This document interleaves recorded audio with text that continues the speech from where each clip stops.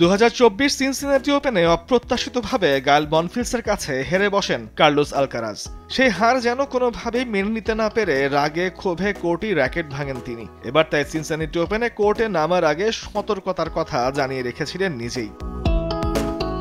তার কথা তিনি নিজেই রেখেছেন। অঘটনের জন্ম দেননি এবার তিনি। বসনিয়ার 33 বছর বয়সী দামির জুমহুরের বিপক্ষে শুরু থেকেই দাপট দেখিয়েছেন আলকারাজ।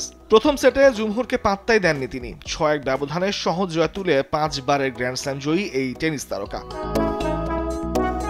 ম্যাচ বাঁচিয়ে রাখতে বসনিয়ার তারকার পরের সেটেই ঘুরে দাঁড়ান। কোনো রকম প্রতিদ্বন্দ্বিতা ছাড়াই 6-2 ব্যবধানে জিতে নেন জুমহুর। শেষ ও তৃতীয় সেটে আবারও দাপট আলকারাজের। এবার 6-3 গেমের ব্যবধানে জিতে দ্বিতীয় রাউন্ড নিশ্চিত করেন 22 বছর বয়সী স্প্যানিশ তারকা। সবশেষ গ্র্যান্ড স্ল্যাম উইম্বলডন চ্যাম্পিয়নশিপের ফাইনালে ইয়ানিক সিনারের কাছে হেরে টানা হ্যাটট্রিক শিরোপা জেতা হয়নি তার। এই হারের পর কানাডিয়ান ওপেন থেকে নিজের নাম প্রত্যাহার করেছিলেন তিনি। বিরতির পর নিজের প্রত্যাবর্তনে সিনসিনাটি ওপেনে ফিরে ভক্তদের জয় উপহার দিলেন শেষ পর্যন্ত আলকারাজ। তামিমুর রহমান, স্পোর্টস ডেস্ক, দেশ টিভি।